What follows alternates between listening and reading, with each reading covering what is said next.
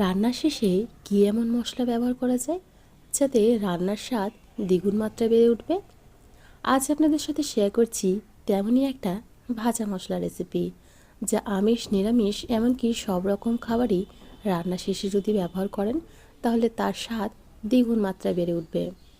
ভিডিওটি শুরু থেকে শেষ পর্যন্ত দেখার অনুরোধ রইল। আমি সীমা, আপনারা দেখছেন টেস্টি ফুড উইথ সীমা। তো প্রথমেই একটা প্যানের মধ্যে নিয়ে নিচ্ছি 2 টুকরো দারুচিনি, দিয়ে দিচ্ছি এখানে 4টে বড় এলাচ, আর দিচ্ছি 20টার মতো ছোট এলাচ। এমন নয় যে 20টাই দিতে হবে, তবে একটা পরিমাপ আছে সব কিছুরই, তাই আমি 20টাই ব্যবহার করলাম। দিয়ে দিচ্ছি এখানে প্রায় 20টার মতোই লবঙ্গ। এখন এগুলোকে খুব ভালোভাবে ভেজে নেব। সব মশলা কিন্তু একসাথে দিয়ে ভাজতে যাবেন না, সব মশলার ভাজার সময় আলাদা হয় এবং সব মশলা কিন্তু একসাথে ভাজাও যায় না। তো দেখুন, অল্প একটু নেড়েচেড়ে নেওয়ার পর দিয়ে দিলাম প্রায় 20টার মতোই শুকনো লঙ্কা। মশলাতে আপনারা যদি ঝালটা কম ব্যবহার করতে চান সেক্ষেত্রে লঙ্কার পরিমাণটা একটু কমিয়েও দিতে পারে। এখন প্রায় 15 থেকে 20 সেকেন্ড এগুলোকেও ভেজে নেব, তবে ফ্লেমটা কিন্তু একদম লোতে রাখবেন, হাই ফ্লেমে কিন্তু ভাজা যাবে না। এখন দিয়ে দিচ্ছি প্রায় 30টার মতো গোলমরিচ, আর দিচ্ছি কাবাব চিনি। কাবাব চিনিটা কিন্তু গোলমরিচের মতোই দেখতে হয়, শুধু একটা লেঞ্চুট থাকে, দেখুন একটু নাকছাবির মতন দেখতে। তো এটাও দিয়ে দিলাম সমপরিমাণ, মানে ওই 20টার মতো। এখন আরও 15 থেকে 20 সেকেন্ডের মতো খুব ভালোভাবে ভেজে নেব। ফ্লেম কিন্তু হাইতে করা চলবে না, লো ফ্লেমে রেখে কিন্তু মশলাগুলোকে একটু সময় ধরে ভাজতে হবে।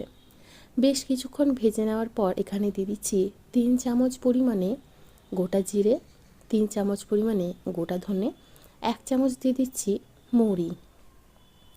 এই সমস্ত মশলা যদি আপনি একসাথে মিশিয়েই প্রথম থেকে ভাজতে শুরু করেন তাহলে যে শক্ত মশলাগুলো রয়েছে অর্থাৎ দারুচিনি, এলাচ, বড় এলাচ, এগুলো কিন্তু ঠিকঠাকভাবে ভাজা যাবে না, আর ধনে জিরে এগুলো তাড়াতাড়ি ভাজা হয়ে যাবে, অতএব মশলাটা ঠিকঠাক তৈরি হবে না। এখন দিয়ে দিলাম 4টে তেজপাতা। আবারও প্রায় 15 থেকে 20 সেকেন্ডের মতো খুব ভালোভাবে ভেজে নেব। মশলাটা যদি আপনারা এরকমভাবেই তৈরি করেন তাহলে কিন্তু স্বাদটা ভীষণ ভালো আসবে, একবার অবশ্যই ট্রাই করে দেখতে পারেন। এখন প্রায় 30 থেকে 35 সেকেন্ডের মতো ভেজে নিয়েছি, দেখুন খুব ভালোভাবে ভাজা হয়ে গেছে, কালারটাও কিন্তু অনেকটা পরিবর্তন হয়েছে, তেজপাতাগুলো মুড়মুড় করে ভেঙে যাচ্ছে। একদম লো ফ্লেমে রেখেই পুরো ভাজাটা করতে হবে। তো দেখুন আমাদের মশলাটা কিন্তু খুব ভালোভাবে ভাজা হয়ে গেছে, একটা সুন্দর গন্ধ বেরোতেও শুরু করেছে। এখন একটা প্লেটের মধ্যে নামিয়ে নেব। দেখিয়ে দিচ্ছি তেজপাতাগুলো ঠিক কীরকম হয়েছে, দেখুন তেজপাতাগুলো খুব মুড়মুড় করে ভেঙে যাচ্ছে। এখন একটা প্লেটের মধ্যে নামিয়ে নিচ্ছি। গরম অবস্থায় মশলাটা গুঁড়ো করা যাবে না, তাই একটু ঠান্ডা করে নিতে হবে। আমি লঙ্কার বোটা সমেত কিন্তু এখানে ভাজা করেছি। এখন লঙ্কার বোটাগুলোকে ছাড়িয়ে নিতে হবে।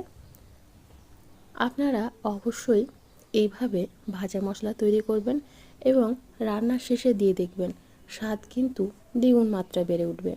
এখন যে লঙ্কার বোটাগুলো ছিল সেগুলো ছাড়িয়ে নিচ্ছি। আপনারা চাইলে বেশি পরিমাণেও তৈরি করতে পারেন, আবার আমি যে পরিমাণে তৈরি করেছি সেই পরিমাণেও তৈরি করতে পারেন, তাহলে আপনাদের ভাজা মশলাও কিন্তু আমার ভাজা মশলার মতোই তৈরি হবে। তো দেখুন মশলাগুলোকে আমি ঠান্ডা করে নিয়েছি, এখন একটা মিক্সিং জারের মধ্যে নিয়ে নিচ্ছি। তো দারচিনি এগুলোকে একটু ভেঙে নেবেন। তো সমস্ত মশলাটাই আমি দিয়ে দিচ্ছি একটা মিক্সিং জারের মধ্যে, এখন গুঁড়ো করে নেব। তো দেখুন মশলাটা খুব ভালোভাবে গুঁড়ো করে নিয়েছি, আমাদের ভাজা মশলা কিন্তু একদম রেডি। যে কোনো আমিষ নিরামিষ বা কাটলেট, চপ আপনারা যদি তৈরি করেন সেক্ষেত্রে অল্প একটু দিয়ে দেখবেন, স্বাদ কিন্তু দ্বিগুণ মাত্রায় বেড়ে উঠবে। এখন একটা কাচের বয়ামের মধ্যে ঢুকিয়ে ঢাকনা দিয়ে রেখে দেব স্টোর করে। এটা আপনারা অনেক দিন স্টোর করে রাখতে পারবেন, আর দেখুন মশলার কালারটা ঠিক কতটা সুন্দর এসছে। অবশ্যই বাড়িতে একবার ট্রাই করে দেখবেন, আশা করি আপনাদের ভীষণ ভালো লাগবে। আজকে এখানে বিদায় জানাচ্ছি, আবারও হাজির হয়ে যাব অন্য কোনো দিন অন্য কোনো রেসিপি নিয়ে। ভালো থাকবেন, সুস্থ থাকবেন এবং ভিডিওটি সম্পূর্ণ দেখার জন্য আপনাদের সবাইকে অসংখ্য ধন্যবাদ। বাই।